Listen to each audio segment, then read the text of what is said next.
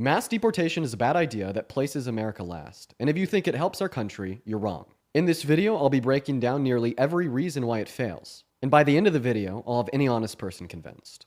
If you know someone that supports mass deportation, send them this. They've been sold a lie, and this video tears it apart. Here's a first fact. Undocumented immigrants help the economy, and mass deportation is detrimental to the economy. First and foremost, undocumented immigrants pay over $100 billion in taxes on the federal, state, and local level every single year. And they don't reap the benefits from it. Section 8, EBT, Medicaid, Medicare, Social Security, those are all benefits that they're ineligible for. So when they pay taxes, they're actually disproportionately subsidizing the benefits that citizens receive, not the other way around.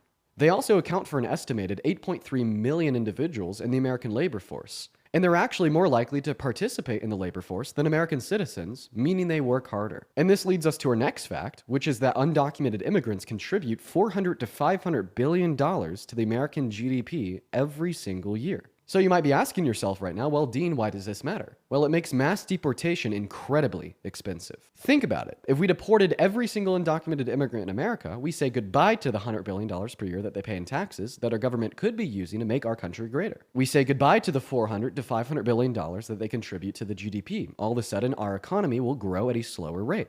And don't even get me started on what would happen if we forcefully removed 8.3 million workers from the American labor force. American industries would be crippled. When you forcefully remove millions of people that make the goods that we use, buy to thrive in America, what happens? Our productive capacities go down and our manufacturers get less efficient. Not to mention that when an undocumented immigrant works a job, they get paid, and then they spend that money in the American economy. So American industries are crippled not only because we're forcing millions of people out of the labor force, but also because on the consumer side of things, all of a sudden there's less people spending less money. So for all of these reasons, mass deportation is truly placing the American economy last. And now that I've demonstrated to you that mass deportation would weaken the American economy, consider this. The weaker our economy is, the higher level of poverty we have. And the more poverty we have, the more crime we have. So in other words, mass deportation will literally lead to more crime. Is that placing America first? And keep in mind, everything that we've discussed so far is just the economic implications of mass deportation. It doesn't begin to talk about the humanitarian concerns of ripping apart families or deporting immigrants without due process for prisons for terrorists in El Salvador. And this also doesn't begin to explore the fact that ultimately I believe that our government is responsible for a lot of the undocumented entry into America. Think about it. Nobody wants to be an undocumented immigrant. They can't get a loan to buy a house. They can't file for a tax return if they work as a W-2 employee. They don't have access to benefits like Social Security, Medicare, Medicaid, etc. So ask yourself, why do they do it?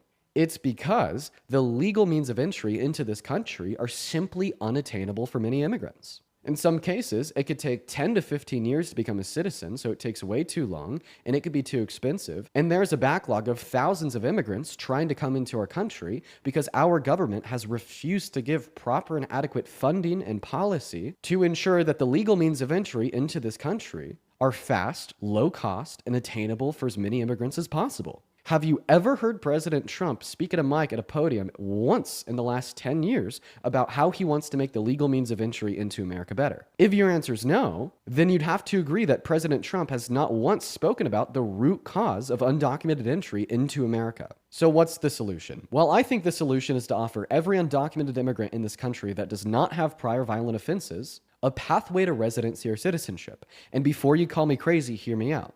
They'll continue to be able to contribute to the American economy, paying taxes, growing the GDP, working and being more productive than US citizens on average. But they'll only do so to a higher degree. If they're residents or citizens, they'll have more bargaining power in the marketplace, meaning they'll be able to get higher wages from their employers. That means they'll go from providing $500 billion to the GDP per year to more than $500 billion to the GDP per year, as well as they'll pay more in taxes. I say that because undocumented immigrants right now are more likely to work under the table than residents or citizens because they're not a resident or citizen. They can't file for a return. But if they were, they'd be just as likely as a resident or citizen to take wages under the table, meaning more of them would go on record and pay taxes.